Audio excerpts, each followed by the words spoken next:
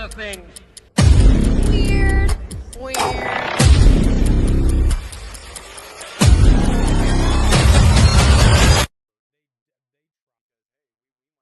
You know, someone said that frickin' Panera's Pepsi's taste funny. Better. No, I mean, What?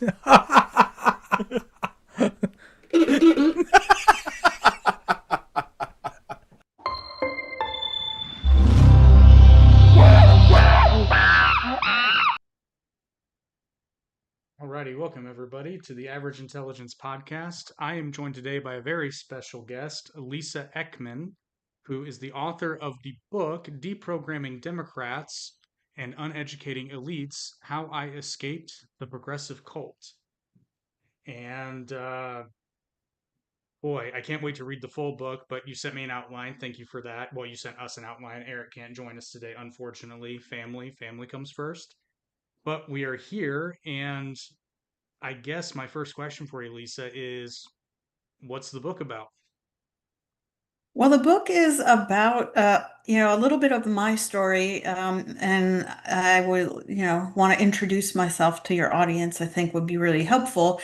But it's about my story and the fact that I woke up after 20 years of being a Democratic advocate and lobbyist in Washington, D.C., and realized that I had been living a delusion essentially because I had been brainwashed and indoctrinated to see reality in a way that wasn't real. And so, as I said, I was a Democratic advocate and lobbyist. I mostly worked on disability policy.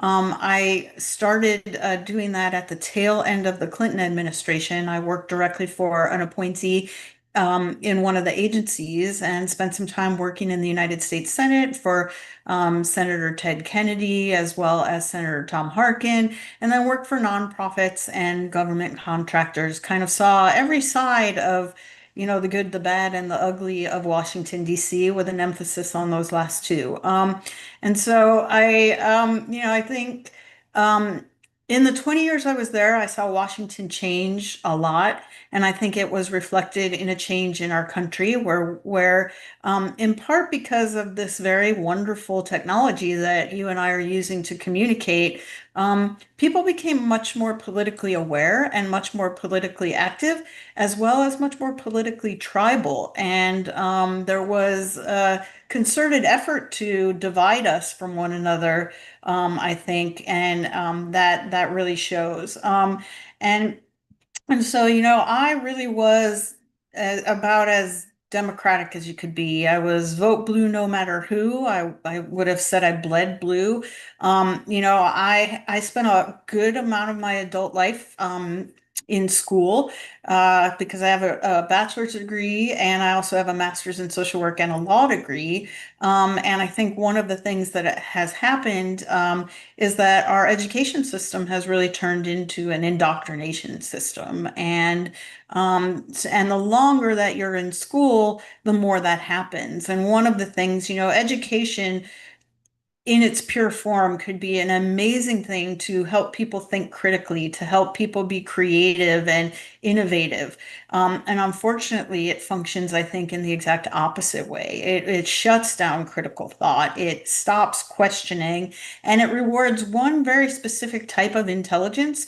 And that's one that will regurgitate back exactly what authority tells you to do. So the better, pat you on the head, the better student you are, the better citizen, controlled citizen you're going to become, and therefore they will reward you and give you honors and all of those kind of things. And so the longer you spend in school, the more that happens. And so I was very indoctrinated through the school system. And then I was also, I would say, programmed through mainstream media, through propaganda and censorship. And so I woke up to that fact when a lot of people did wake up, when we had that big thing that happened about 5 years ago that kind of changed the world. Oh, you mean the sickness that shall not be named?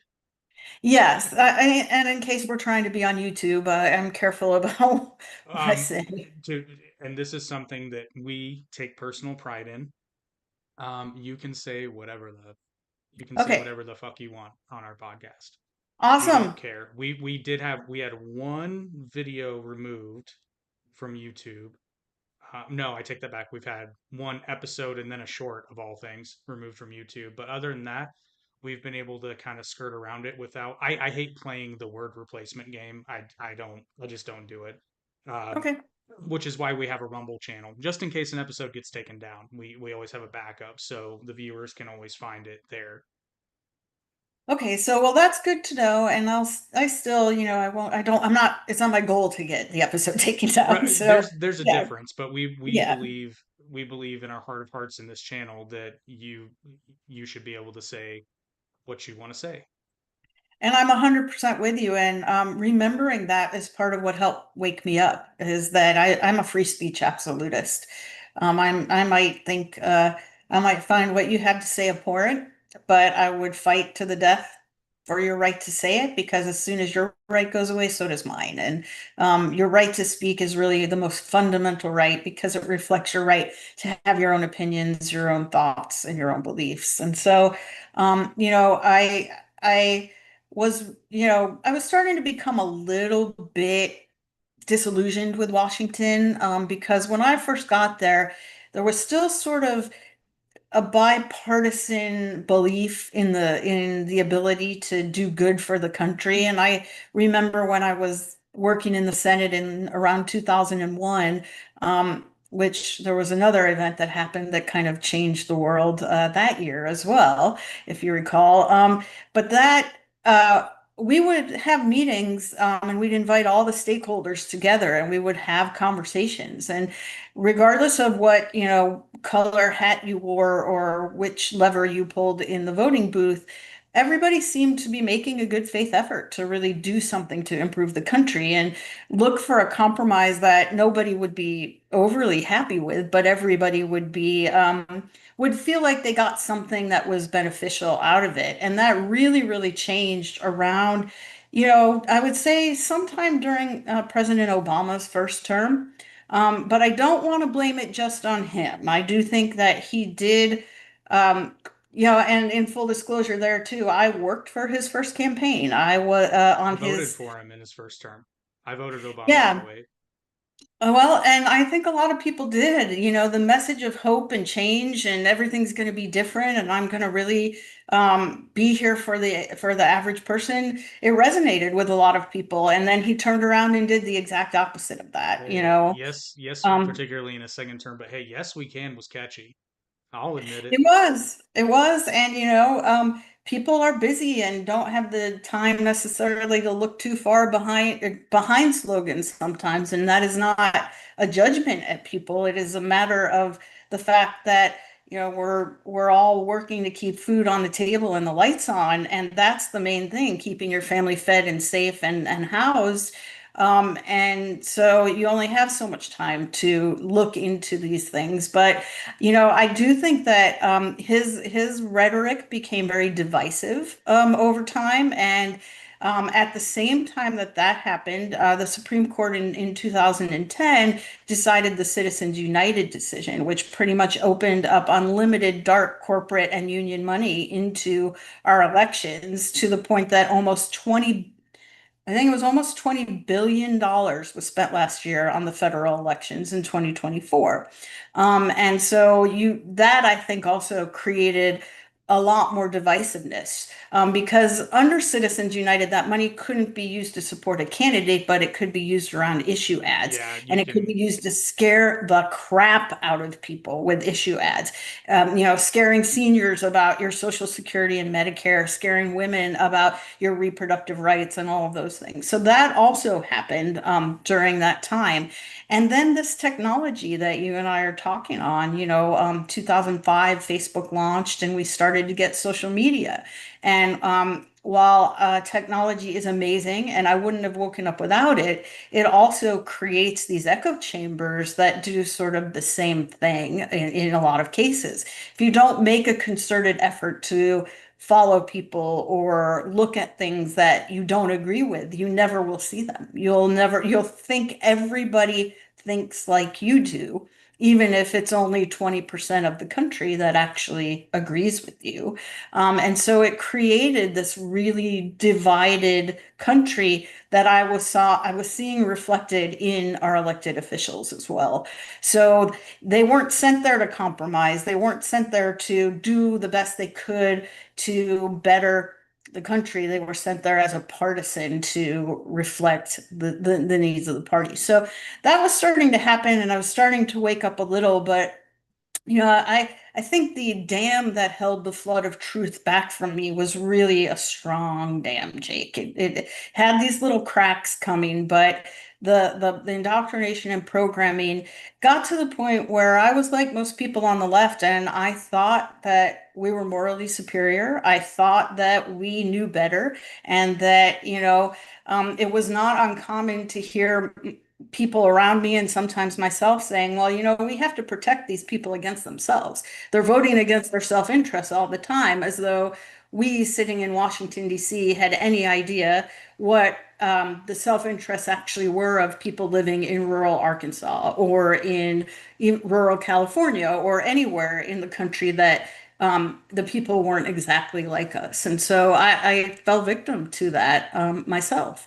And so but because of my disillusionment and the lack of what I saw as progress, I really went to DC to help make our country a better place. I thought maybe if I work from the inside, I can help take care of some of these problems that I see. And I began to believe I no longer could do that. And so, I could have made a lot more money in DC than I did if I would have worked for special interests instead of nonprofits and did different policy instead of disability policy. And I decided not to do that because that would have just been feeding the system instead of trying to starve it and fix it, kind of thing. And so I had scheduled myself to retire March 31st of 2020. And if you can put your brain back to that time, we were just coming out of 2 weeks to flatten the curve, if we remember that whole thing, and do your part. And so I say my higher self really was protecting me from getting out of the system before all of that happened. And I was, like a lot of people, I bought it. I was like, oh my goodness, here's the big one they've been warning us about. I'm really afraid, and I'm going to follow what they tell me to do to protect my neighbor and to protect everybody's grandma, because I don't want to be a grandma killer and all of those things. And my boyfriend at the time, who is my partner now, Jamie, he wasn't. He didn't see the data and evidence, and he was not buying what the fear that was being thrown at us 24/7.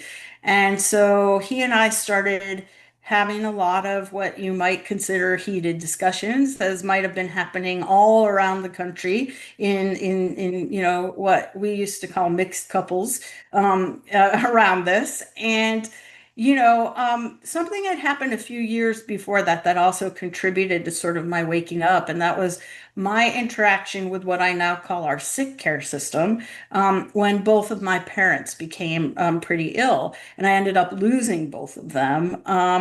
And I'm just going to relate a little bit of my mom's story because it's really important in terms of why I was ready to sort of see the truth. So my dad had a surgery that had catastrophic complications, and he ended up quadriplegic functionally with failing adrenal glands. And so my mom became his primary caregiver, and she already had multiple sclerosis. So this was a very challenging, stressful situation. And she, at that point, was diagnosed with stage 4 of an extremely aggressive cancer. And she got which happens a lot when your immune system she already had immune issues. She was very stressed out. She wasn't taking good care of herself. So she got the essentially get your affairs in order speech. You may have a few months to live. And so she came to me, and, I did a lot of work around health. She came to me and said, Lisa, I'll do whatever it takes. I want to do the traditional treatment, but anything else, I'll do it if it improves my chance to get more time. So I said, okay, I'll do the research. And I said, the first thing I said is, don't look at it yourself, because it's just going to demoralize you, and one of the most important things is your attitude. If you believe you're going to get better, you probably will. The placebo effect is real. It's very well studied and it's It's a very real. documented, yeah, it's a documented phenomenon. It is. It is. So I went and I started doing some research and I found a lot of really optimistic things. And I came back to her and I said, all right, we're going to get you to a naturopath. We're changing your diet. We're changing every product you put in and on your body, everything you clean your house with. We're filtering your water. We're getting rid of all the sugar. We're getting rid of, all the things that feed cancer. And we're also going to be doing guided meditation, focused breathing, all sorts of other techniques to deal with the stress, to deal with the trauma and toxins that you're being exposed to. And so she had surgery, and then she also started a round of chemo, which was 6 treatments. And by 3 treatments in, Jake, she was cancer-free completely. Same look her doctor had when he saw the test results, and said, it's a miracle. I've never seen this, go, you go. And at the same time said, well, it doesn't matter what you eat. It doesn't matter at all what you eat what you like and what makes you feel good. Exactly. So I'm sitting here, I've read all this, and one of the books I found, it's called Beating Cancer with Nutrition, and it's all science. It's all very well documented with data and evidence.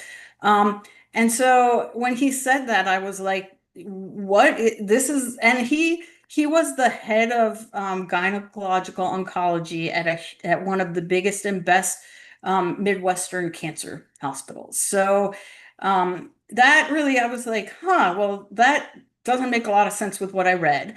And then my mom was actually cancer-free for 2 years, no evidence of cancer at all. And then she got a tiny growth, came back on a scan. They gave her 1 chemo treatment and her kidneys failed as a result of the poisoning that the chemo does. And it really, which was devastating, obviously, to us. And losing my parents, she died in 2016, my dad in 2014, was one of the hardest things I'd ever been through up to that point in my life. And it started to raise some real cracks in my faith in the institutions, not only that were supposed to be protecting me and supposed to be doing what was good for our health, but the ones that I worked with all the time in my job and these same people. And, you look at like the USDA nutrition guidelines, those don't seem to make much sense once you start digging into nutrition yourself. Well, and then once you learn the origins of the food pyramid, which this is not a conspiracy theory, it never was, but it was treated as one not all that long ago. The whole thing was created by the food lobby. Well, yeah, and then you start thinking, okay, so why are the same people who make the poison to kill the things on the food in charge of um, in charge of the food and all of these kind of things. So all of these were creating little cracks in my, dam, or kind of moving some of the cards in the house of cards out of alignment. But it had to hold because I was going back to work. So I went back to work and I had all these things sort of rolling around in the back of my head, and flash forward to 2020 again now. And all of the things they were recommending around COVID made absolutely no sense to me based on the research that I did. And, the one quick example that I give, if you remember at the beginning, if you weren't essential, you were supposed to stay in your house. Even if you had a backyard that nobody else could get into, you weren't supposed to go outside.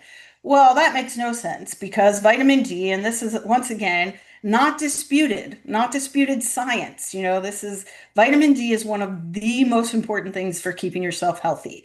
It is a building block for all the things your immune system uses, plus all the things that keep you happy are vitamin D fed. So stay out of the sun. Don't you go get any sun. Stay in your house and be afraid, be very afraid. Fear, isolation, all bad for your immune system. All of these things bad, right?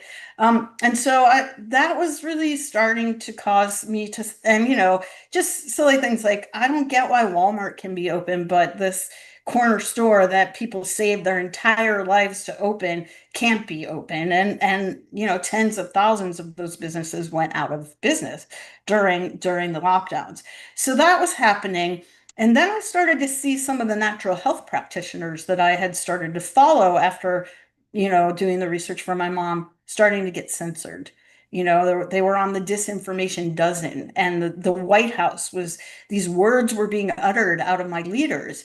And it just, it didn't really compute because I am a First Amendment absolutist and a free speech absolutist. But beyond that, I am an absolutist about our right to associate. I am an absolutist about our right to assemble. I'm an absolutist about our right to worship where and when we please under the First Amendment.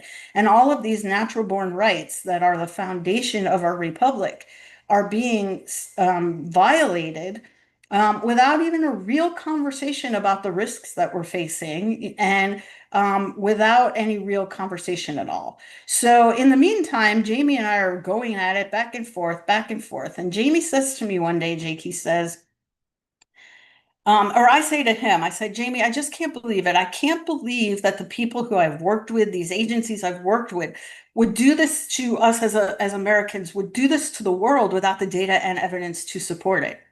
And he looked me dead in the eyes and he said, Lisa, if they'll poison our water, what won't they do? And basic, fundamental, can't live without water, go 72 hours without any fluids. You may live a little bit longer, but a lot of people would die.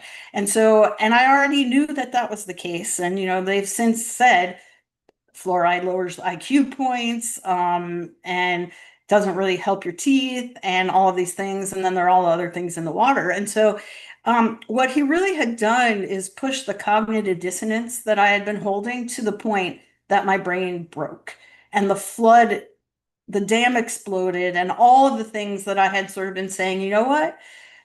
Okay. They disappeared. And he said, if you don't believe me, prove me wrong. Go do the research, get the receipts. And I may have screamed this, Jake. Okay, I will. And then I did, and I started researching and I started looking at sources that I would have previously maybe ignored. And the entire delusion of reality that I lived in as an indoctrinated and brainwashed um, Democrat disappeared, and my entire reality crumbled. Um, and I spent the next 3, 4 years putting myself back together. Because at first I thought I was losing my mind. I thought, how can I start believing all these things that are conspiracy theories? And how can I, all the people I trusted, I now know some of them have just been flat out lying to us. They know they are. Other ones are being manipulated just like I was being manipulated, and they don't know that they were. The biggest thing is, if I've been fooled for this long, how do I ever trust my own gut and my own intellect and my own instinct again? Unlike a lot of people, my politics were my entire life. It was my job, it was my identity, it was all my friends' identities, all my colleagues' identities. And so I had to stop and say, now that that's gone, who am I? And who do I want to be? And how do I rebuild my self-esteem, my confidence, and all of that? And that it was, as they call it, a dark night of the soul. And it was challenging. And when I finally did start putting myself together, I became very, very concerned for our republic. And I decided, what can I do? Or asked myself, what can I do to try to protect the country that I love? And that was the reason that I decided to write the book, Deprogramming Democrats, and share my story in the hopes that it can wake other people up, help people wake people up, and help people who are waking up, understand you're not losing your mind, you're reclaiming it. And it is hard, but it's worth it to go through the process, to have your own thoughts and have the freedom to express them fully again. Yeah, and like I said, I'm stoked to read the book, but I have to give you credit. I'm assuming this was your decision. On the cover of your book, I love that the donkey is wearing blinders. Absolutely love that little detail.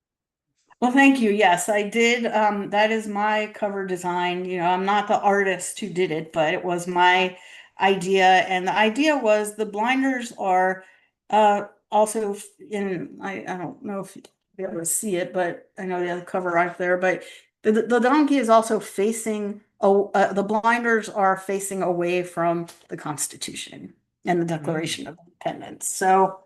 And that's really what I saw happening during COVID was, um, I like to remind people there is no public health exception to our Constitution. There is, in fact, no exception to our Constitution. And so, yeah, the blinders, my idea, and then there's some very light print in there that I also really like it, vote blue no matter who, gender ideology, all of the things that are used to distract the donkey from these constitutional rights. So, Yep. but I appreciate that. No, that's I chuckled when I realized what I was looking at. But I guess to kind of dig in deeper to the problem that you're laying out in the book is, in your estimation, because some of the things that I'm just going to say the left, some of the things that the left perpetuate on a regular basis are just, I mean, some are just batshit crazy, but some do kind of seem like, I don't want to say they're reasonable necessarily, but they're not so bad. But in your opinion, do you think that for the majority, because obviously somebody's stick handling every single one of these things, but do you think this is a case of like the left is trying to manipulate our society, or do you think it's just people who genuinely believe this stuff, no matter how kooky it is, and are just perpetuating it? So I think that I would draw a distinction between your rank and file left who are out here in the country living their lives, but also being a member of the left, and the people in power in the Democratic Party. And even more than the Democratic Party, maybe the establishment. Because as I like to say, I think the establishment politicians are sort of the left and the right wing of the same bird, and they let each other flap louder sometimes and draw the attention over this way. I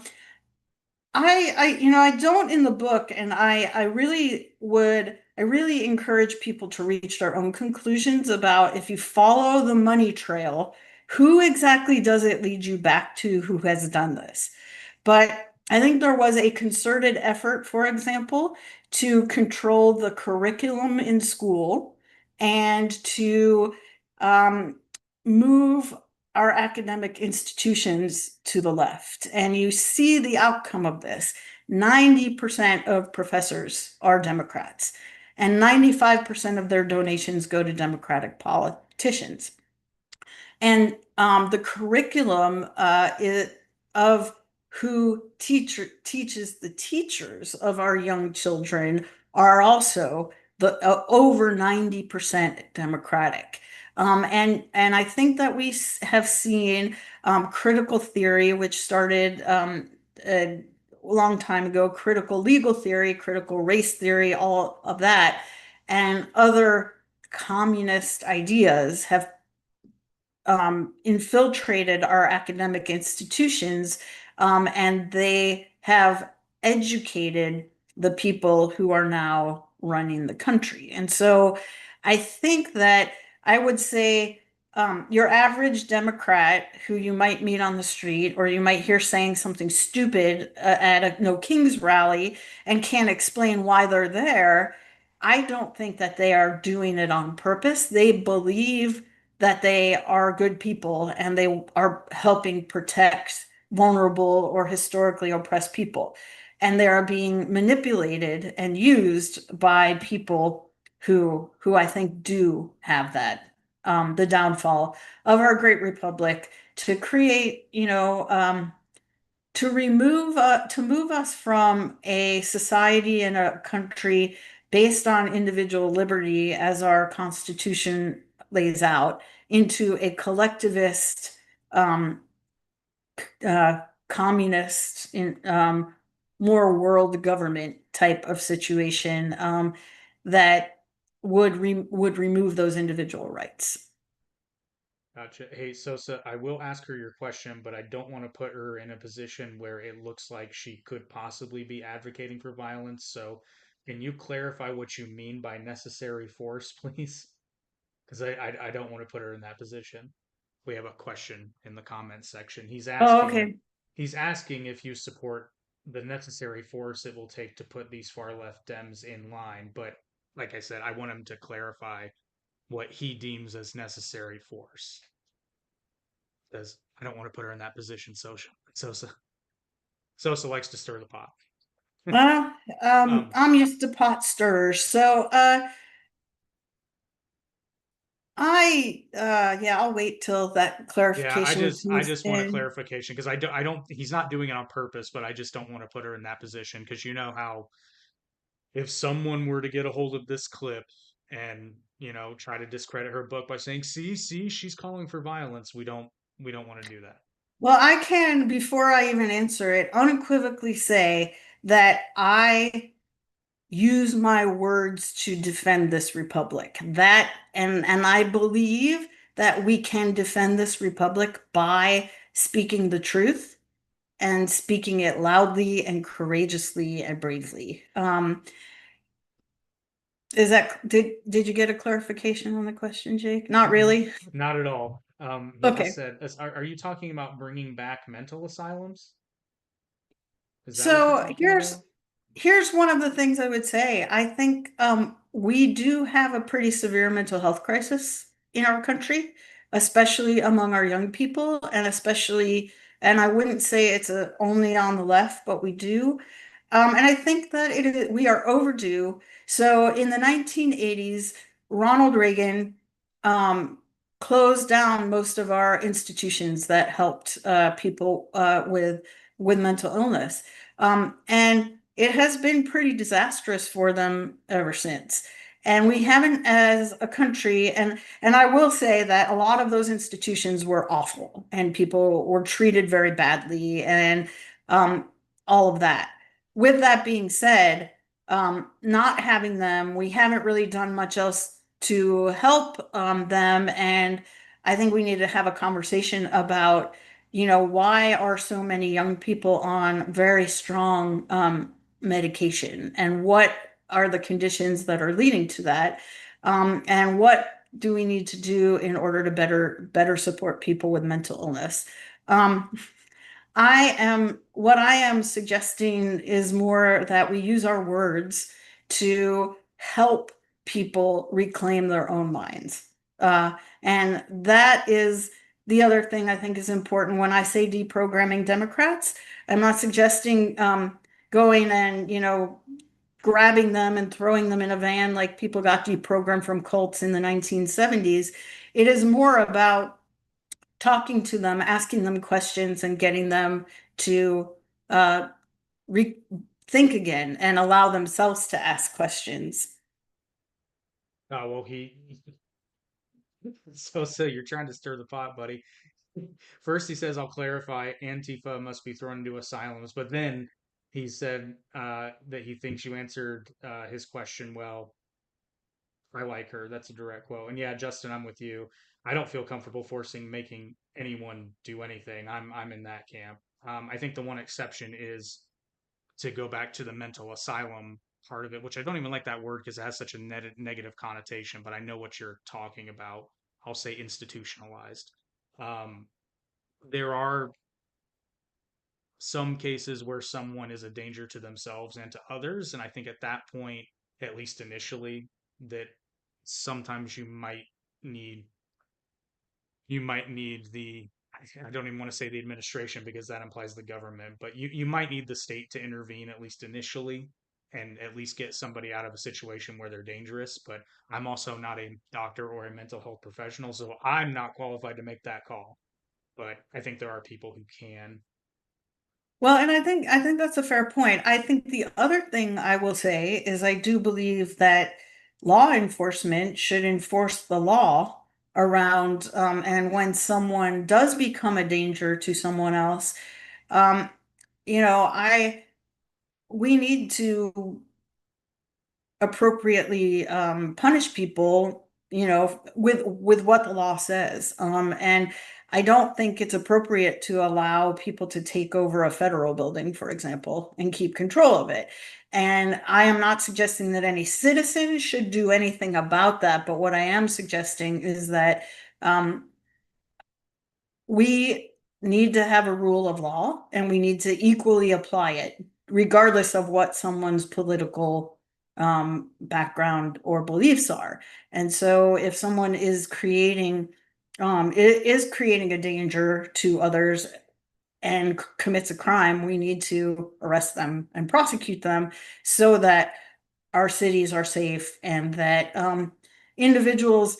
I mean, one of the things that our law enforcement, doesn't do a great job of it, but it does help people who have mental issues sometimes get identified and get the help that they need. So, and if they are a danger to someone else, then we don't want them on the street. And if they're a danger to themselves, we also, I think, as a kind and compassionate society, would want them to get some assistance as well. Agreed. So Sosa is giving the example, and I'm gonna push back on you here a little bit, Sosa, because I agree with your sentiment, but there's a caveat there. He says Antifa attacks ICE officers, they should go to jail for years and not let out until they're deprogrammed. That sounds a lot like a gulag. Not a fan. I do agree that people shouldn't be attacking the ICE officers. However, I'm also in the camp, and this is where I'm going to get some friction, but that's okay because this is what I believe. I don't think that law enforcement officers should be able to do whatever it is they're doing. In the case of ICE, especially, I understand there's undercover work, that's different, but I don't think you should be able to just grab people and put them in vehicles without some sort of identification, a uniform, a badge, something. Because how do you know? Like, how do you know? They've already been documented cases of people grabbing people, putting them in cars, and they were in fact not ICE officers. They were just, or people impersonating ICE officers. So, which is a crime, but Yeah, it is. I mean, that is a tricky question, and it's something I think that's being worked through the court system right now. And I agree also.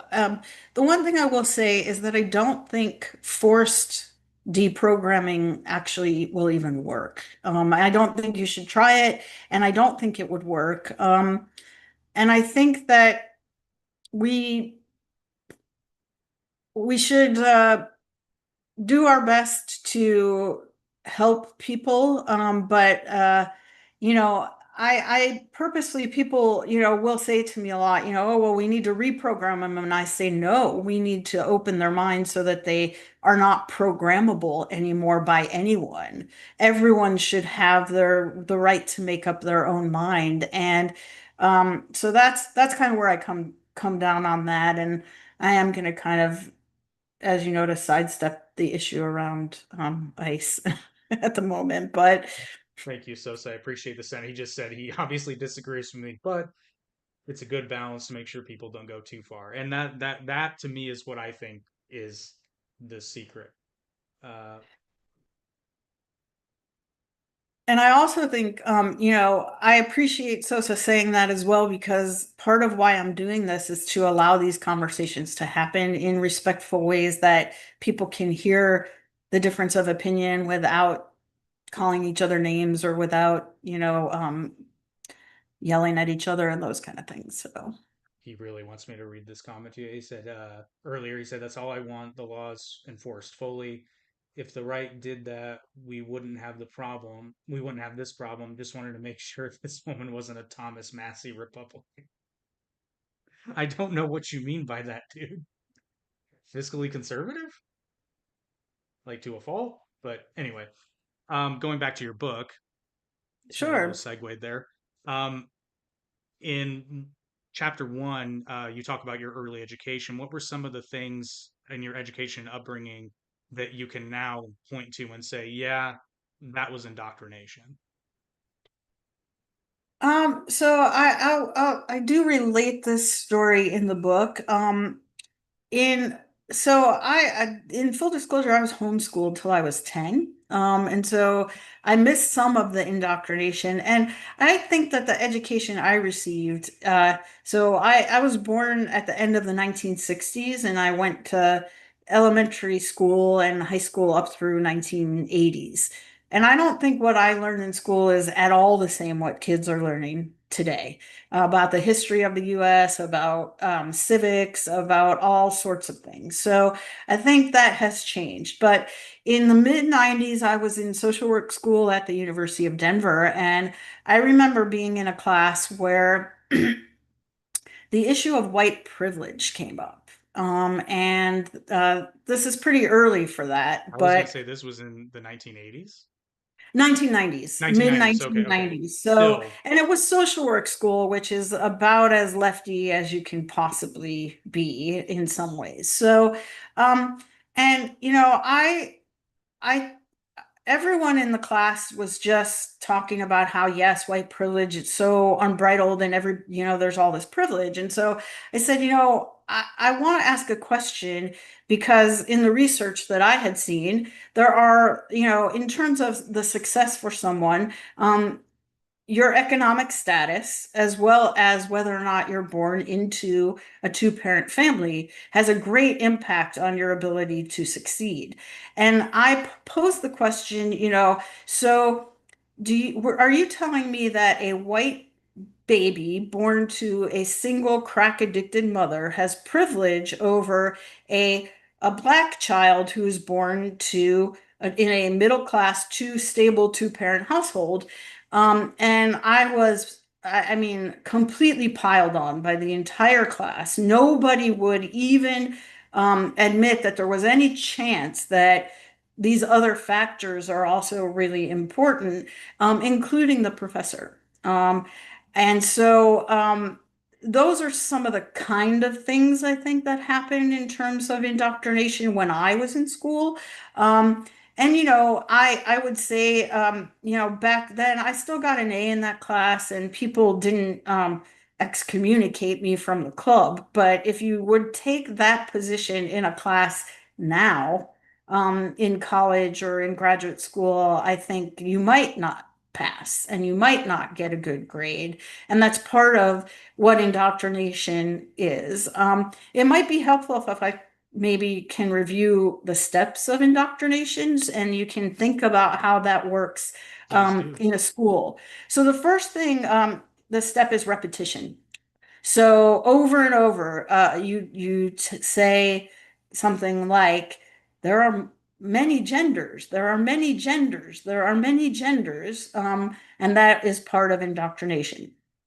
So you create a social context or socialization, meaning that it is just part of the socialization. So and it goes in with the repetition. Restriction of information of opposing views. And that's where you get into, you have 90% professors who are Democrats, for example. And I imagine that if you go into the schools, the elementary schools today, you're going to find the majority of the people who teach in them are on the left.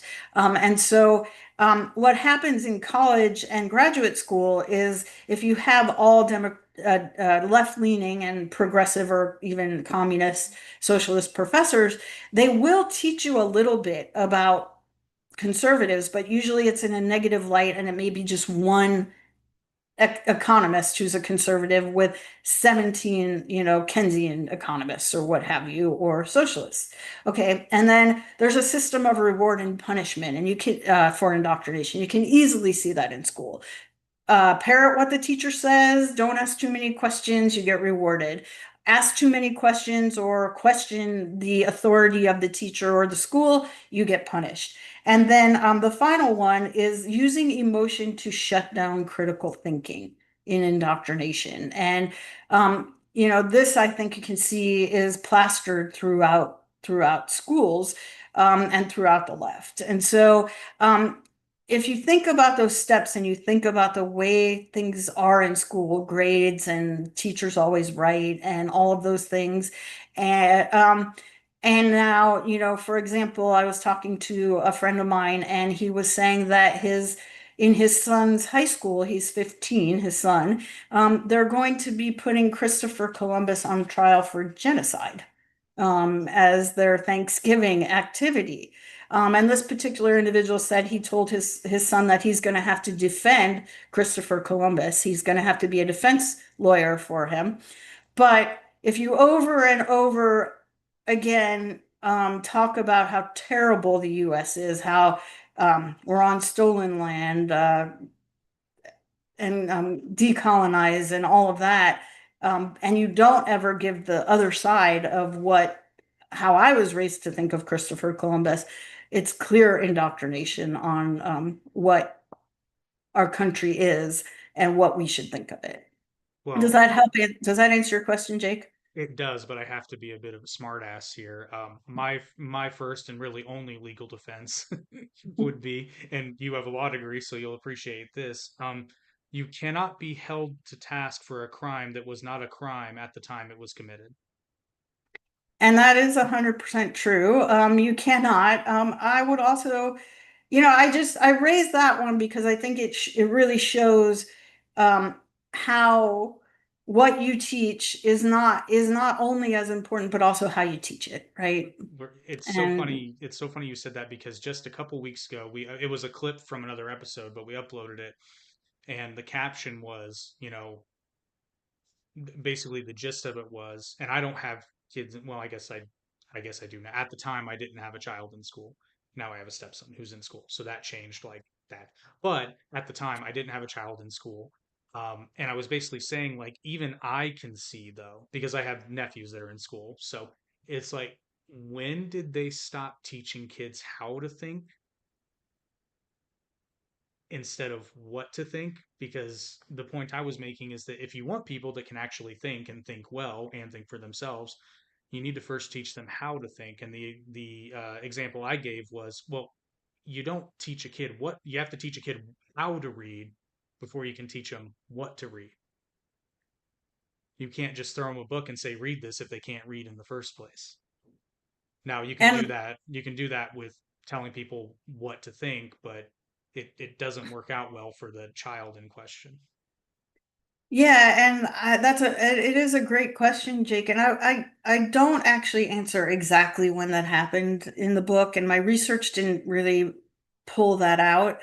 What I did do was just kind of show that it is happening now. It's very clear that they're telling kids what to think, and a lot of those things that they're telling young people to think are things that could easily be seen as part of a cultural revolution towards communism, destroying traditional values, attacking the nuclear family, making children with the whole gender ideology thing believe that their parents aren't people they should trust, but they can trust the school and they can trust authority and things like that. And certainly painting our our constitutional republic in only a negative light and not teaching patriotism and civics. I'm I'm very unhappily surprised.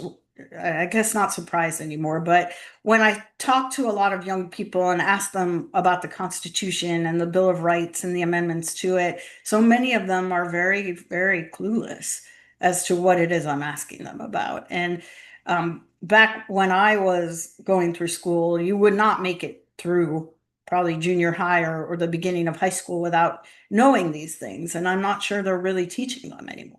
There are high school graduates that cannot tell you how many states are in the union.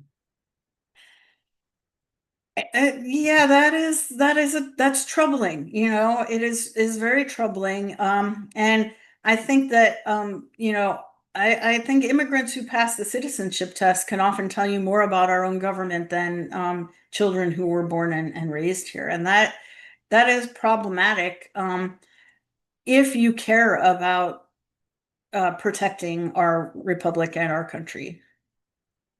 If you Yeah, don't, it helps you. If they don't have a sound footing, on where we came from and why we're where we are, it's much easier to persuade them that we should just tear it all down and do something new. Another thing that I would say, you'll notice on my book cover, obviously, the there's cursive writing, and they do not teach cursive anymore. And That's all of true. our founding documents are in cursive. So these young people who don't learn to read and write cursive cannot for themselves read our actual founding documents anymore. I had to actually explain to he was my youngest nephew at the time. Now he's not because my sister got married and had another baby. But at the time, my youngest nephew, I had to explain to him, first of all, what cursive was and why it was a thing. And I had to explain to him that, well, back when everything had to be handwritten, it was faster. It was significantly faster because you didn't have to lift your pen except to get more ink, or once the actual ballpoint pen was invented, you didn't have to lift your pen off the paper. And then it was so weird because that doesn't sound strange to us. He didn't even fathom that there was utility to this weird scribble writing that they're not teaching him anymore. Yeah, and so we don't think about things like that, but and do I think that the teachers in school think of that as a way to undermine our foundational values? No. But are the people maybe behind that decision? Do they think about that? Probably so. And I think again, that I think if I tell most people if you could homeschool, I would do it. I know it's very hard for a lot of people. It economically it just doesn't work, and a lot of people are a little bit hesitant to feel like they're really qualified to do it. But I think the things being taught in K through 12 now are often very at odds with what a parent would want a child to learn. Um, and there are certain things like, financial literacy and other things that, the kids are graduating, and, obviously people don't write checks anymore, but they don't know how to keep a budget. They don't know how to balance anything. And I learned that in school, actually. They used to Oh, teach lucky that. you. Yeah, when I was in school, you know what? I take that back. They spent like a less than a day on it. Now, fortunately for me, my mother, when I was growing up, she made me get a bank account at age, I think I was younger than 11, but 11 is the first time I can recall writing a check. But like she made me do these things so that by the time they were teaching us how to write a check, I'm looking around and I'm just like, how do you guys not know how to? Is this the thing? Like, really? And this would have been in the late 90s by this point. So it's not like they were obsolete at that point.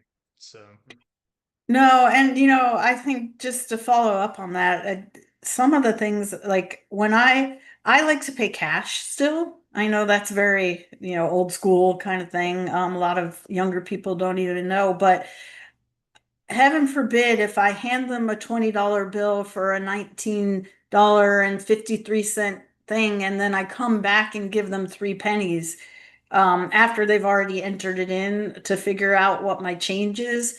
So many young people cannot do that basic math and figure that out.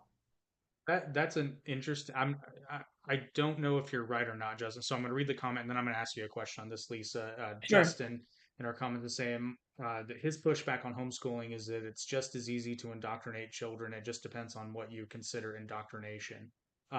However, I believe that even if a child is homeschooled, that they still have to pass their state level exams and they have to meet certain accreditation requirements. There are certain things, but I guess I would ask also like, so are parents, he's saying that parents are indoctrinating their own children. Is that if you're homeschooling, you're indoctrinating? He's saying that it's possible, which I It mean, is yeah, I'm sure it's possible, possible. but I do think there's a difference between the government deciding what your children should think and you deciding what your children should think. And one of the things I think is that today's homeschooling is not how it used to be. Here in the state of Virginia, some of my friends, yeah, I don't have any kids that are school age, and neither does my partner. But I have a friend who all of her kids are being homeschooled, but it's a schooling cooperative, and so they do have all the curriculum. And I think it's just a matter of they are learning, reading, writing, and arithmetic, and they are learning civics and history without the government stamp on it. And the curriculum is very different, but I do think it is possible for homeschooling to lead to indoctrination, but I think it's taking the government out of the process. And um, I think parents have a right to pass their values and beliefs on to their children instead of the government.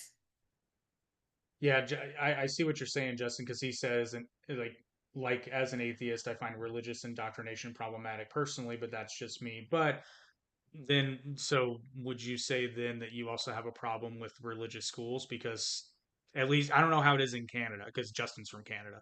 Okay. At least in the States, religious schools tend to be like really, really high level private institutions. Like they perform academically extremely well, generally speaking. I mean, sure, there's probably an outlier here or there, but I'll put it this way: every Catholic school that I've ever come across, that I never went to, but I had friends that went there, their academic standards exceeded the states in every facet, and they were all very, very, very highly rated schools. So I don't know the answer to that question, but maybe. Well, and I would also say that, you know, to him, didn't his parents either indoctrinate him or not indoctrinate him religiously anyway, even if you see what I mean? Like, if, let's say, a kid goes to public school, and their parents are religious, they're taking them to church and they're indoctrinating them with their religion anyway. So maybe his point is that the school's supposed to undo what the parents' beliefs are, and I think that's problematic.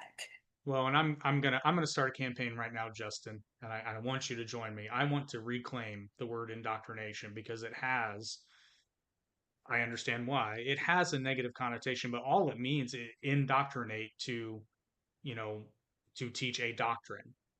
So I guess the key here, and to kind of sort of answer your question, maybe is that everything's technically indoctrination, so you should at least get to choose what doctrine you're going to teach your kids.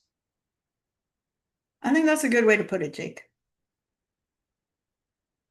You just said, no, they didn't. My parents never pushed any religion on me. They allowed me to make my own decisions. Were your parents religious, though, Justin? I guess that would be my question. But anyway, we'll come back to that if he And answers I it. guess what I would say back to Justin too is that if your parents are religious, they have every right to indoctrinate you with their doctrine. They have every right as being your parent to teach you about their religion, and regardless of whether they homeschool you or not, they will be doing that because that is part of what parents they attempt to at least pass their values on to their children, and I think they have a right to do that. Well, and my story might help kind of set your mind at ease a bit, Justin, because if you using the actual definition of the word indoctrinate, I was indoctrinated as a Lutheran Protestant Christian. And I went through a period where I was not a Lutheran Protestant Christian. I have now returned to the Lutheran Church. However, I'm still a skeptic at heart.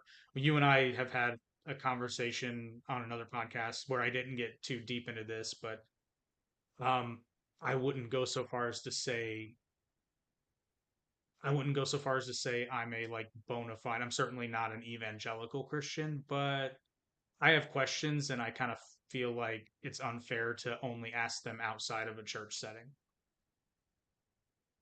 That would be my. So I was indoctrinated into that. My mother, for her entire life, Protestant Lutheran, her entire life to this day. I was indoctrinated in that. I was out of the church for probably 25-ish years. And that was a decision that I made because my mother also taught me, much to her chagrin at times. my mother also did teach me how to think for myself. So I don't know if that answers your question or not, but And one, maybe this is something interesting for Justin as well. Sorry, Jake, but no, go for it. my parents actually homeschooled me until I was 10, in part, and they were not religious, and in part to not have me religiously indoctrinated in public schools. So it can go anyway, I think, with homeschooling. And that was my point. It should be up to the parents, what religious instruction someone gets or not. So. Hey, and you know what? Fair point, Judge. Like I said, I don't. I assume it's not too different because you're talking about a Catholic school, but in Canada versus here, um, he just says in terms of religious schools in Canada, there are way too many instances of physical and emotional abuse done to people that I know and respect. So I don't love them, particularly the Catholic ones. And I mean, I'm not going to defend. I'm not going to defend that, obviously, but I'm also not a Catholic school, so I feel like that's not my place. Um, but a question I'm actually dying to ask you, Lisa, is you mentioned that you work with politicians for the bulk of your career. And I just got to ask because I saw a video. They were actually talking about Kamala Harris, but I'm not singling her out. But this is where I saw the video. They were talking about somebody had witnessed her being prepped for a donor dinner. And they said basically that they were basically having to teach her how to act like a normal person. I don't know if that's true or not, but I guess my question is, are politicians really as incompetent as they seem? And have you ever come across something where like somebody has to be coached how to act like a normal, everyday human being? Um,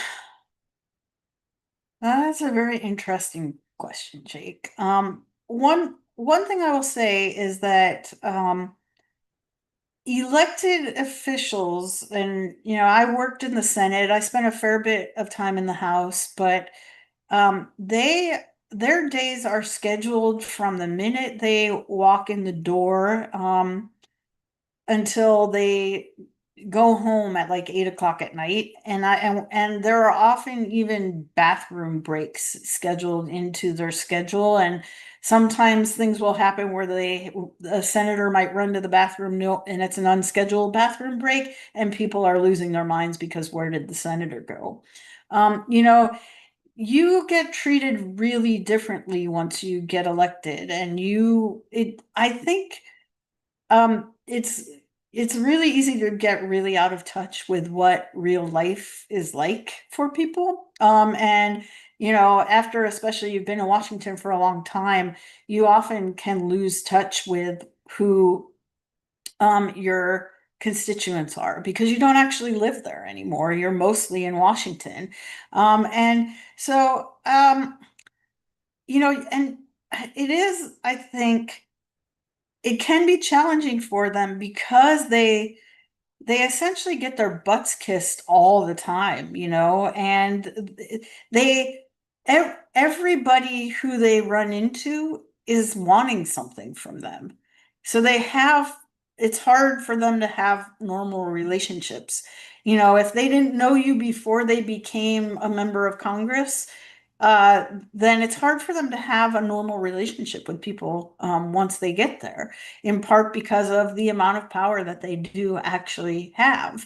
Um, and so I never personally saw something like you are saying, although I think in particular, based on everything I saw publicly, I can see why they might have had to give her some briefings on, how to act like a normal human being.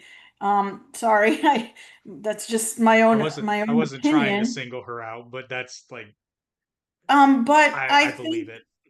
I think that there is something about being put into that position where somebody drives you around, somebody arranges all your food, somebody says, "Okay, Senator, you're going to be talking to this person. This is their family," because you're dealing with so many people. This is where they're from. This is what they asked from you the last time you saw them. That they do kind of get briefed on every interaction, because every minute of their day is not theirs and is not and has to be accounted for. And they spend an awful lot of their time on the phone trying to raise money from donors as well. And in her defense, like this is a person who is giving a third-hand account, don't even know if they were there. So they may have seen something that was just like you described. It's like, okay, so and so is going to be sitting here. They donated X number of dollars to your campaign. This is what their lobbying interests are, blah blah blah blah blah.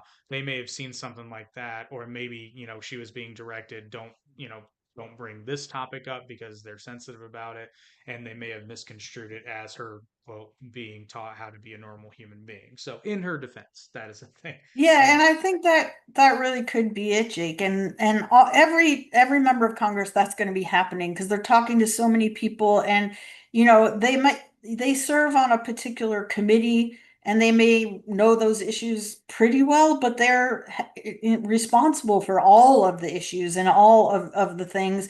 So that's what they have staff for, is to help keep them on track. And um, unless it's someone they really know well, it's hard for them to keep all these people straight. So that definitely happens.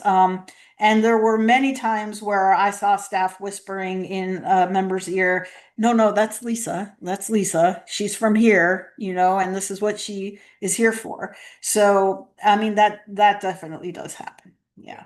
Yeah. And to answer your other question, Justin, there is absolutely kayfabe in politics. It's like 95% of it. Do you know that word kayfabe?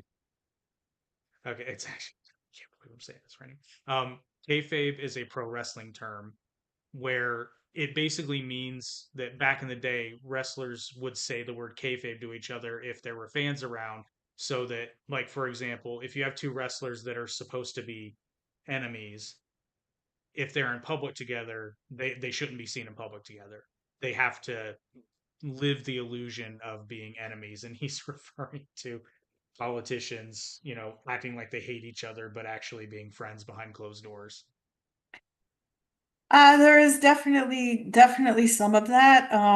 I think that that it was like that a lot more when I first got to Washington. I think there is a lot of actual vitriol between a lot of legislators now, especially the ones who are sort of on the far edges of either party.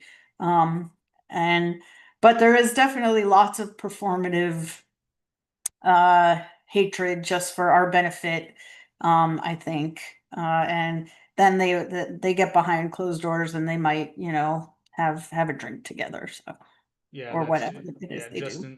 Justin saying that it seems to him politicians are more concerned with being celebrities than actually doing work. That's why all my favorite politicians are the ones that I've never heard of. Um, you mentioned in your outline though, and I really wanted to dig into this. You mentioned, I don't remember the exact sentence, but you basically mentioned how the government was at least partially involved with using the internet to influence the Arab Spring and things like the Arab Spring. Can you dig into Yes. that a little bit?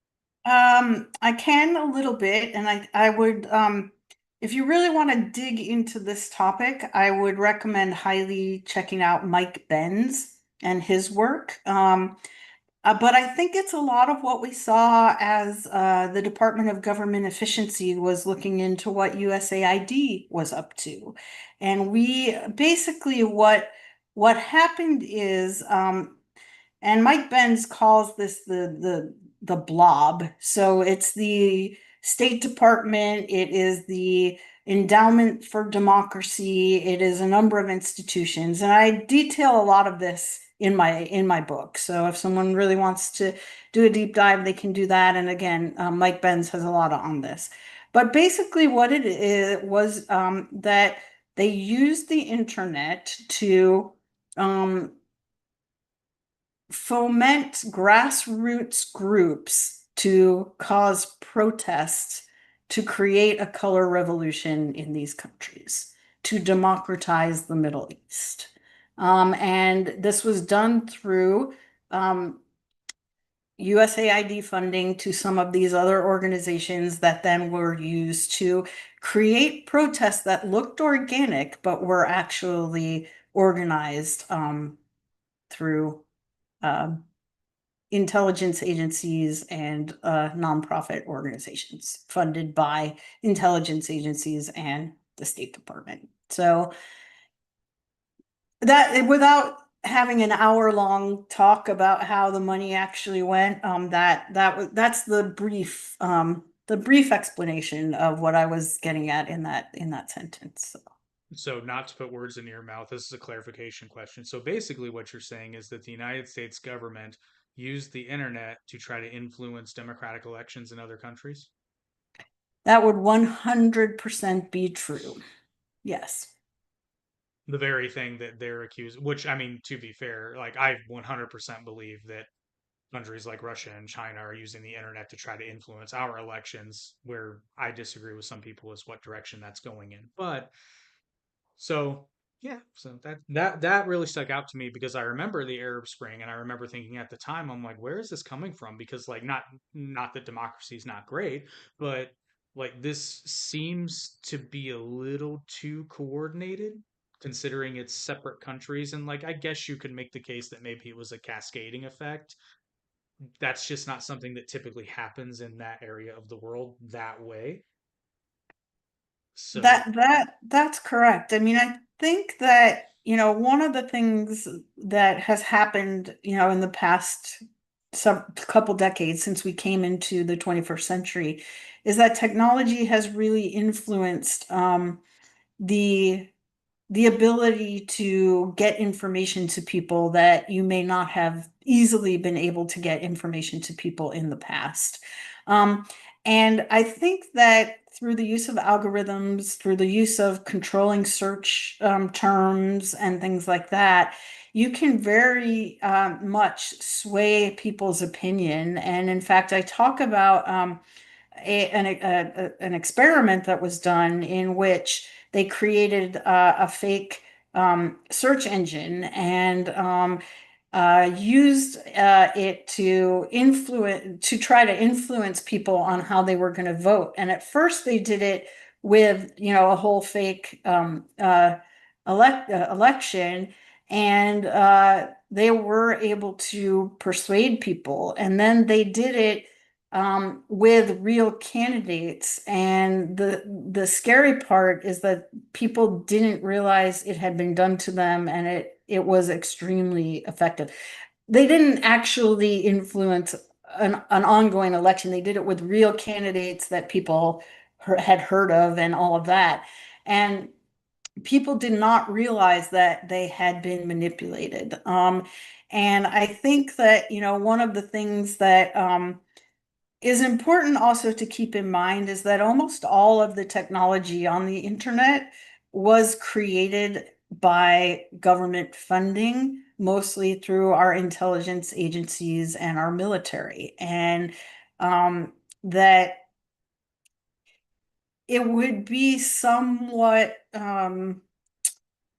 naive to think that any of this technology that was created through these agencies or with this funding does not have a fingerprint of the agency that created it or funded it in it.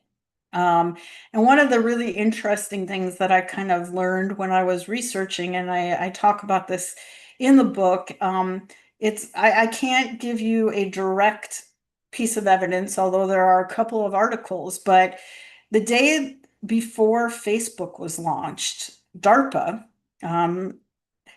shuttered a program called LifeLog, which was designed to get you a record of people's lives, basically all your pictures, where you go, what you do.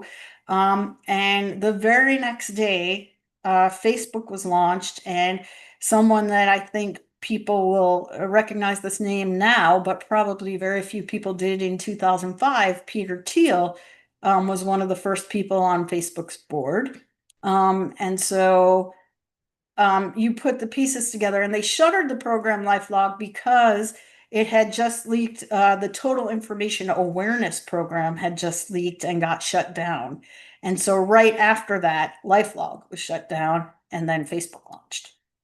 So I can't give you a, here's the contract or here's the document. But I do have a lot of citations in the book, and are a couple of articles where they really dug into this, and it seems very likely that Facebook was DARPA's uh, technology that was then created. Well, even I mean, you can easily make that less conspiratorial sounding because I'm not saying it's a conspiracy, but I mean, it's well documented that the United States government does operate through private capital.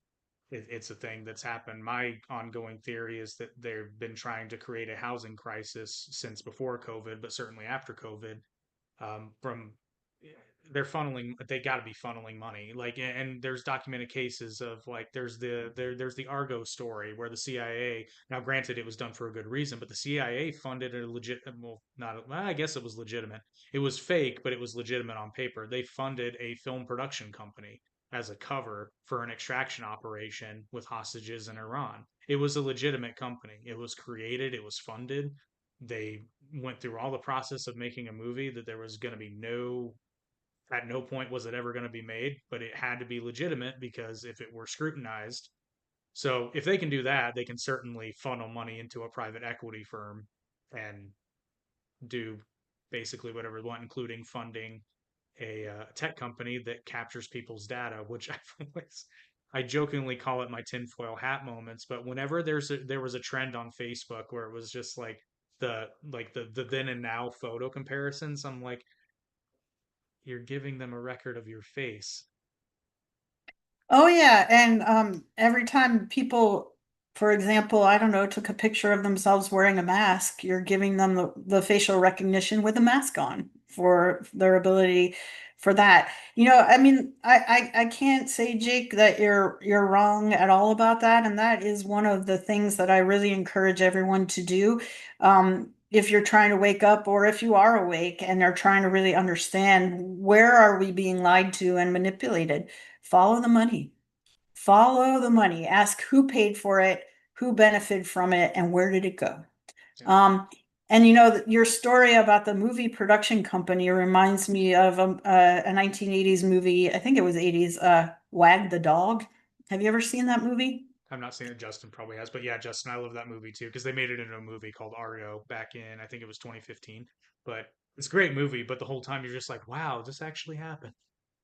Yeah, yeah. So, well, Wag the Dog is pretty much about I don't want to give it too much away, but essentially, uh, what happens when Hollywood gets together with the government to help contain a political scandal.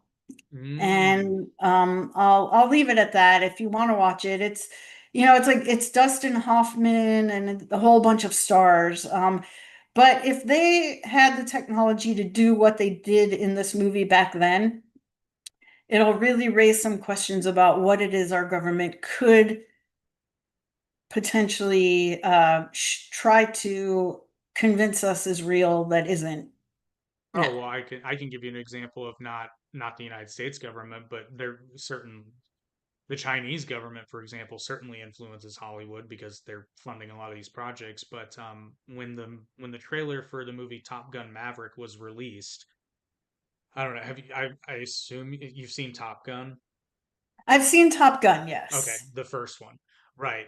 So Maverick has a bomber jacket, and on the back of that bomber jacket, there are four flags. Two of those flags are the flags of Taiwan and Japan, meaning that Maverick has flown missions in and around those areas. Well, the trailer for Top Gun Maverick comes out and he puts on the bomber jacket.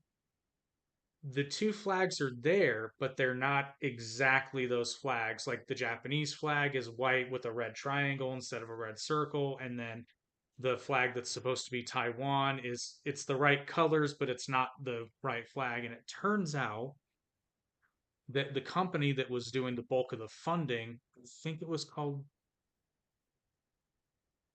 I can't remember the name of it. I don't want to butcher, but it was a Chinese company that was funding a lot of the film. The film got delayed because of COVID, And then I actually had to go back and double check because I was talking about this to make sure it wasn't a Mandela effect when the actual movie came out, because that company had dropped off because they had suspended all their funding projects because of COVID. When the actual movie came out, the flags were present and in their right place, but that was after this Chinese company had stopped funding the project.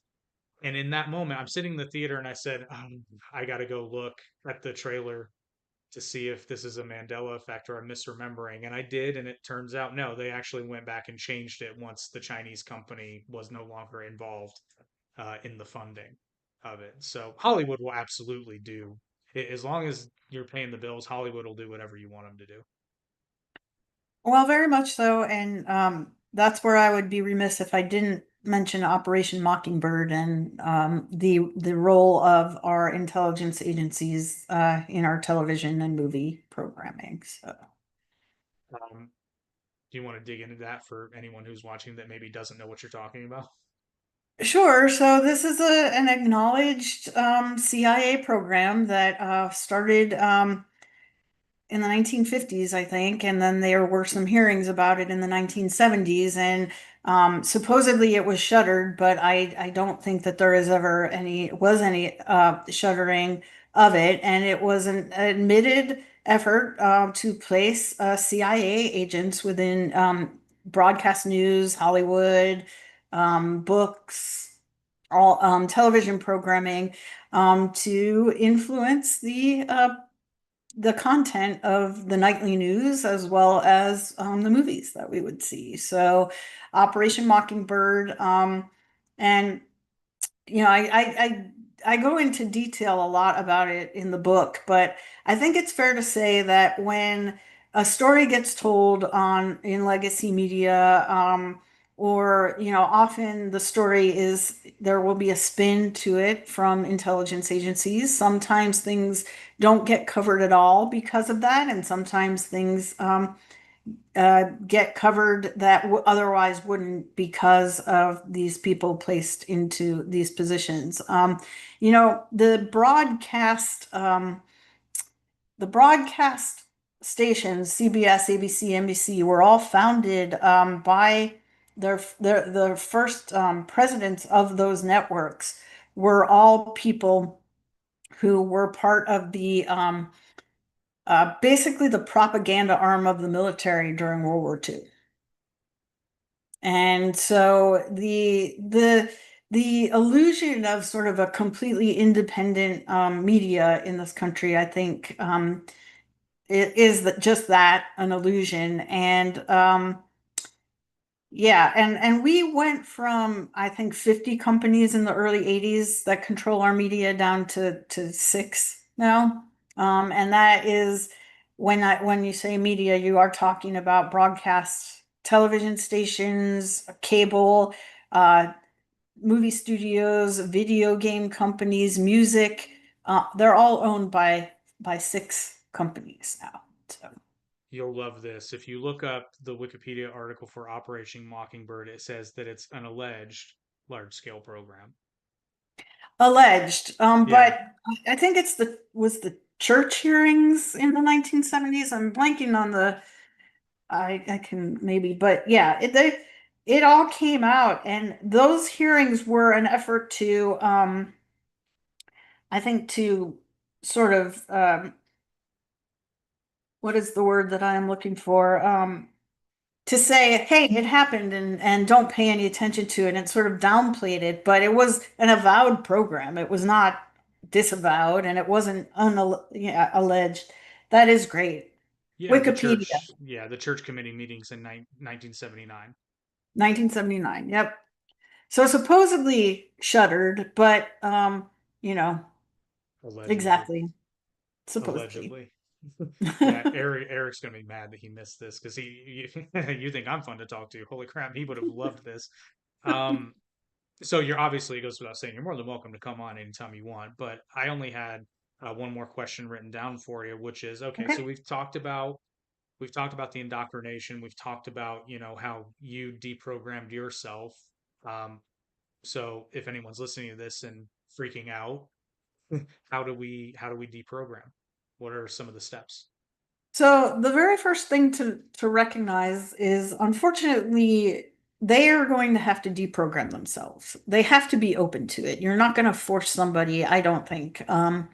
This programming is not like a religious cult, deprogramming in the same way, because as we talked about, they're inundated with this messaging, and they are all the people they know maybe think the same way.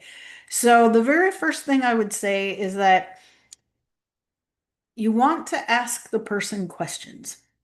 Don't try to tell them anything. And these questions have to be questions that don't presume an answer and don't include facts that may come from a source that they'll disregard out of hand. Um, and these questions should be designed to do a couple of things. The first thing is that if you go straight at someone who is programmed, their subconscious is going to know the question that you're asking could destroy their reality, and it's going to react very strongly. And that's when you see people come back at you with your isms and your phobias and, the anger, because it's a survival mechanism for the reality that they live in. So, but the first thing that asking a question does, and doing it in this way accomplishes, is to let them know that you respect them and you care about their opinion, which goes a really long way in today's day and age, where people are yelling at each other and don't listen to each other a lot, especially in online forums. And then the second thing, what you're trying to do is really, as I mentioned early on, most of the people who are programmed have a great deal of cognitive dissonance in their head. And you're trying to figure out how to push that dissonance as far as you can so that their brain can no longer hold those ideas together anymore, so that they can begin to think for themselves and start asking questions themselves again. So you want to ask those questions. The more you know the person, the better you are able to formulate those questions. And so, I'll use an example I think I might give in the book, around the gender ideology issue. And, a lot of what happens on the left is that if you are, for example, you believe, based on science or your religious beliefs, that there's a man and there's a woman, and there's not all these genders and all of that, that you don't care about that young person who believes they're in the wrong body. They're going to think you don't care. So what you're trying to do is ask a question that shows that you do care. And try to get them the compassion that they are showing towards the selective compassion that they're showing towards the groups that they have been programmed to believe are the only ones they should be compassionate towards. It is also compassionate to have compassion and get their true compassion towards the other groups as well, that they have been programmed to believe. Like, so for example, a trans woman or a man would say that they would feel unsafe if they go into the locker room with men. So, what about the girl who says she feels unsafe when someone with a penis comes into her locker room? And just ask them, say, I care about that person, but how do we also protect her? And so it's kind of asking a question, getting them to explain, getting them underneath the soundbite and the top level narrative, but showing, yeah, I do really care, but let's talk about how we can protect everybody. And unfortunately, it's not an easy process. And unfortunately, all of us who were programmed and indoctrinated were done so in slightly different ways and care about slightly different things.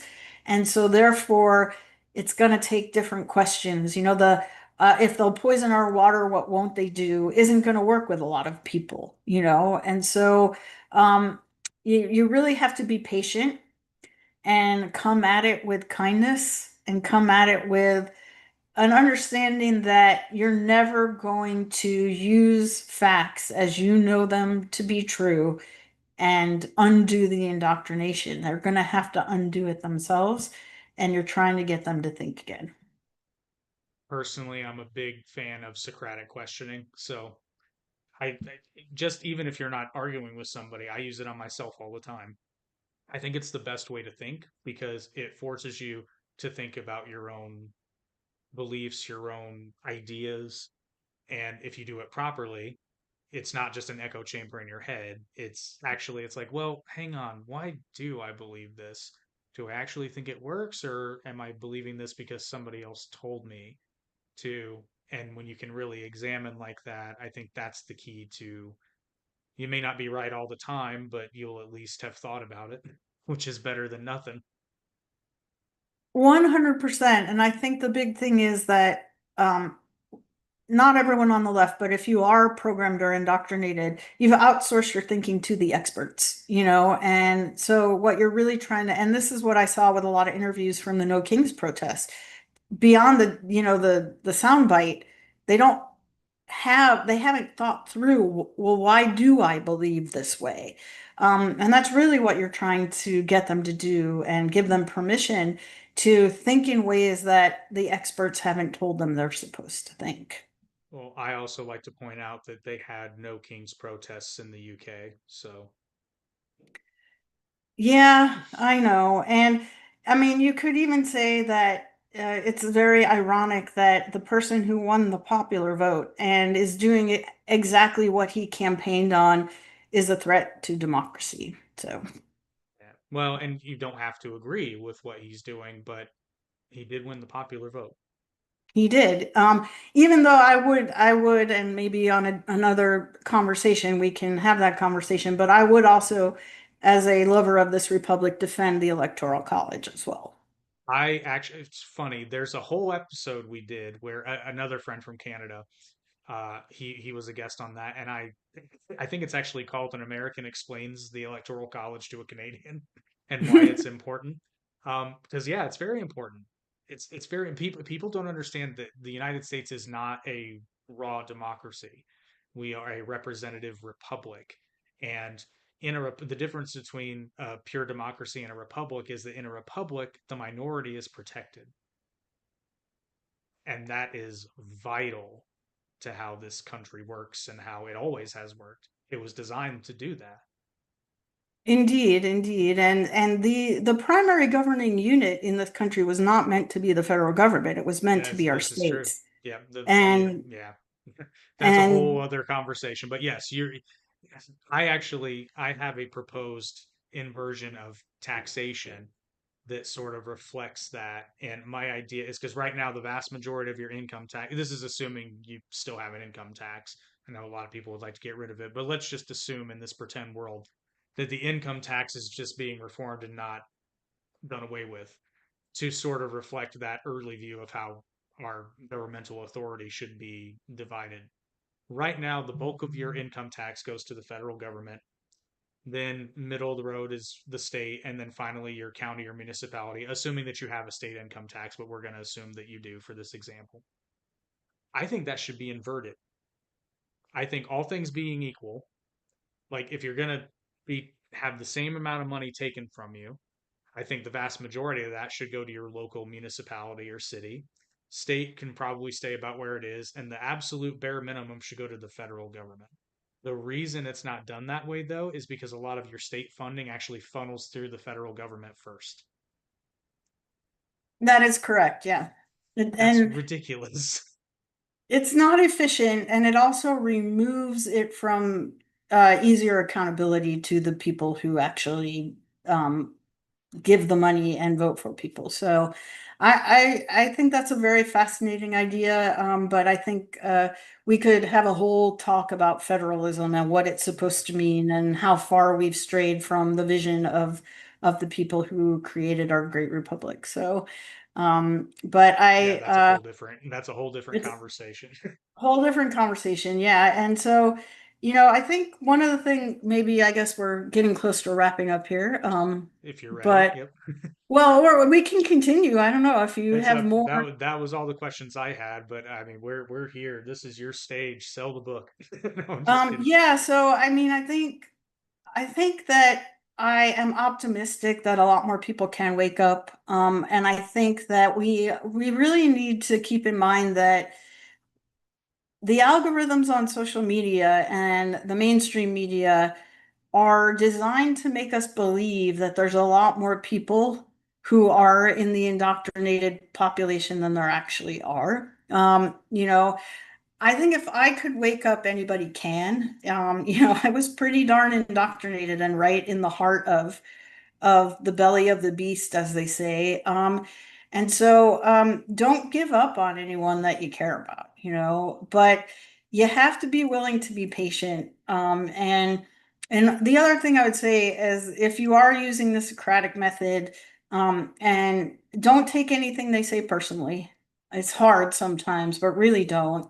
And if you do get them to the point where they're, calling you a name, an ism, a phobia, or um, attacking your moral character because of what you believe. Actually take that as a sign that you're kind of getting through. It is that reaction to protect the illusion that happens. And the one of the really frustrating parts is that it's very, very unlikely they will ever admit in that conversation, and maybe ever to you, that that conversation is what sparked them to begin to think again.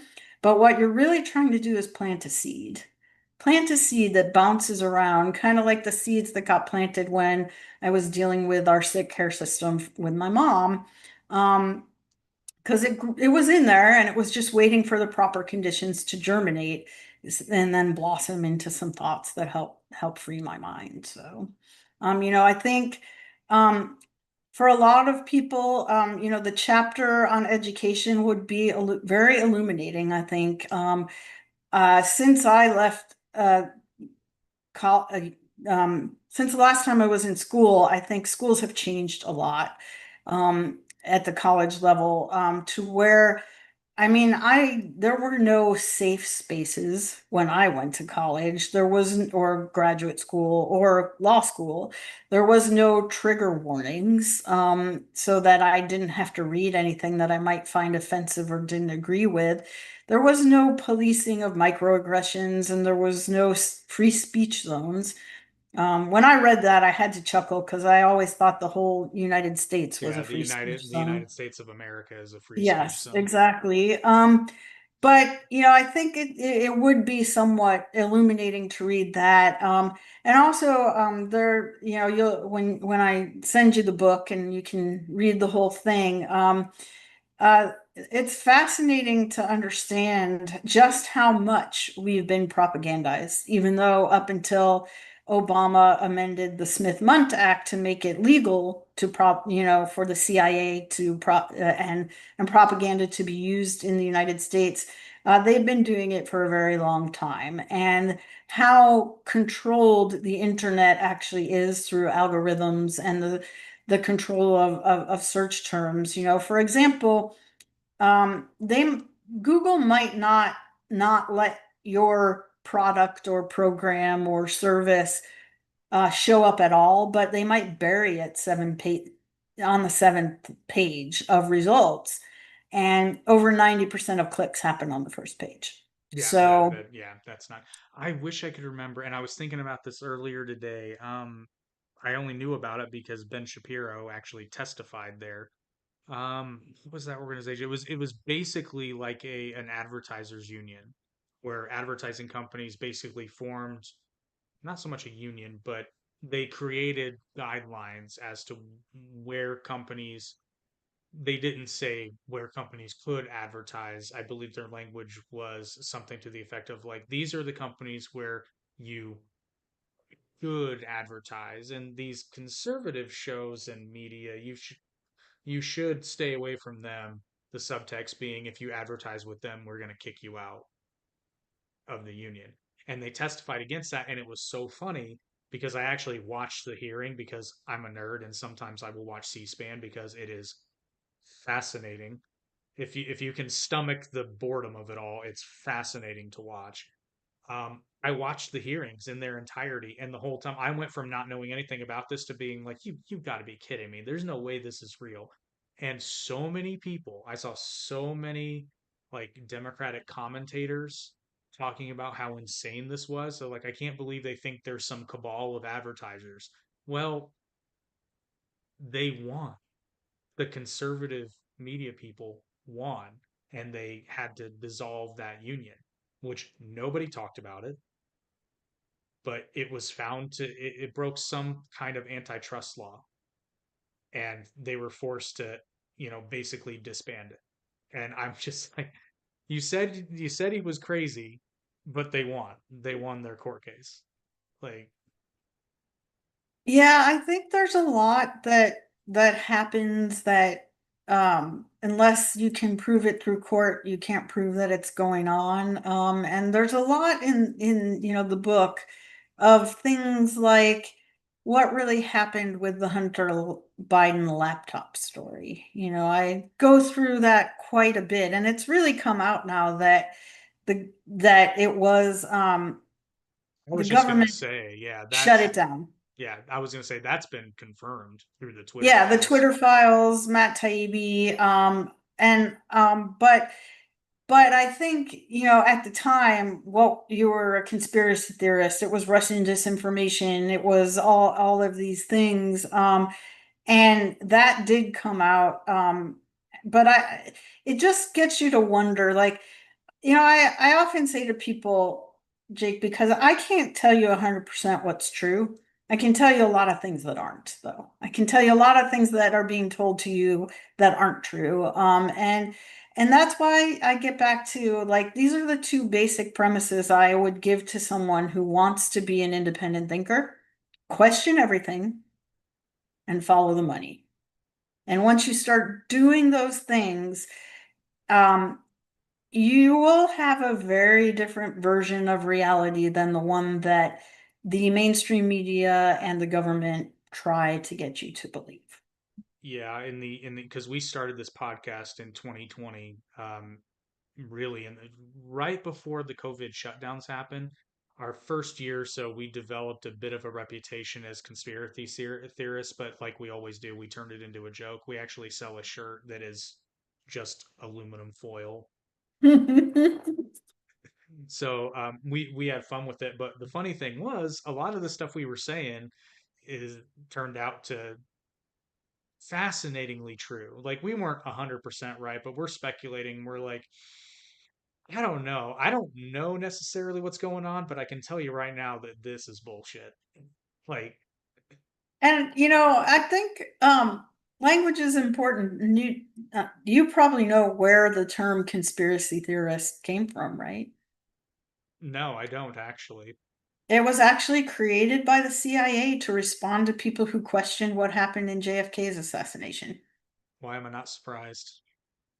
And we now know that a lot has come out that have raised significant questions in the story that we were told. So, I mean, the idea that there aren't conspiracies that happen, Oh, is silly. yeah, well, I I'll just I'll consider give. myself a conspiracy realist. And, That's what I I'm am. not Yeah. not gonna I don't jump right to a conspiracy, I don't jump to saying that there's bad intent when it could just as easily be incompetent. However, I also understand that bad people sometimes get together and do things and try to hide it from us and cover it up. And that it is prudent to not say things are 100% true when you can't prove them or don't have a paper trail for them. At the same time, I believe as a citizen in our great republic, we have an obligation to ask questions and hold power to account. And sometimes that involves asking questions about whether a bunch of the people in power got together and did something that um, could be considered a conspiracy theory. Well, I will share this, and this is a shout out to Eric.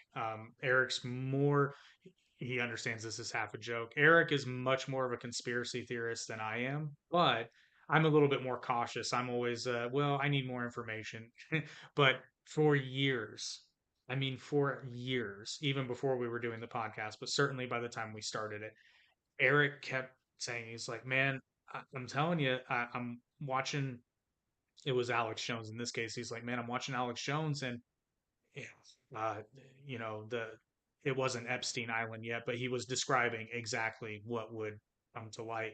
And he's like, man, it exists. It's I'm like, you are expecting me to believe that there's some billionaire that owns an island that he uses to bring people out there and have sex with underage girls, and that the government does not know about this. He's like, oh no, the government totally knows about it. I'm like, dude. And then yeah, and then Epstein Island saw the light of day, and I actually had to go to him and say, bro, I apologize. Like you're 100% right. So I now don't dismiss anything he says to me. Sometimes I will say I need more information, but I now will never ever dismiss anything that Eric brings to my attention. There was another thing where he made a claim, and I think this was actually even on air, but I was basically like, come on, dude, like that can't be true. He made the claim that Planned Parenthood was selling body parts from abortions and parts of the fetuses that were aborted. And I said, dude, that there's no way that can't be true. And then I did my own research and found out that he was actually more right than he thought he was from a credible source. And there were documents, there was documentation, there were receipts, like literal receipts. And I'm just like, dude, you were 100% right. You were 120% right because it's worse than you said it was. Yeah, I don't remember exactly how the joke goes, but it was something like, "What's the difference between a conspiracy theory and a conspiracy?" About 6 months. I can't think of a better note to end on, honestly. I just, I just want to let people know if you would like to get a copy of Lisa's book, it is the first link in the description. As always, if you haven't already, please like, share, and subscribe. It is only through you guys because, as we've already covered, the algorithm does not want the truth to get out unless it aligns with what they want. So the only way the truth gets out is if you share it with the people that you know, love, and care about. Lisa, thank you for coming on. It was fascinating. It was a lot of fun. Like I said, you're more than welcome to come on anytime you want. Just shoot me a message and I will send you that email with the mailing information. And also, I have a question for you too. Sure. Would you like our standard T-shirt, which just has our average intelligence mascot on it, or would you prefer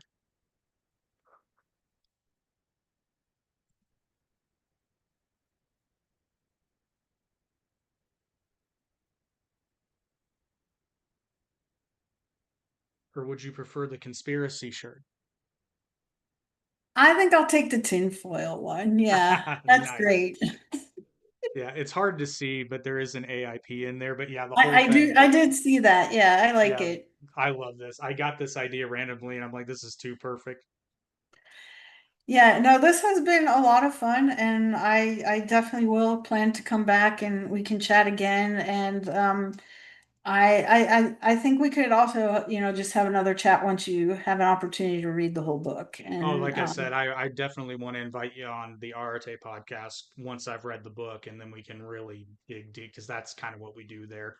It's not live, so there's not comment interjections, but it's chaos on the Average Intelligence podcast. well, I like organized chaos. That's kind of how I roll. So I really appreciate the conversation, and I think the audience had some good points to raise, and I'm glad that we were able to respond to them. And yeah, thank you so much for the conversation, having me on, and I look forward to the next one. Awesome. Thanks, Lisa. Like I said, like, share, and subscribe.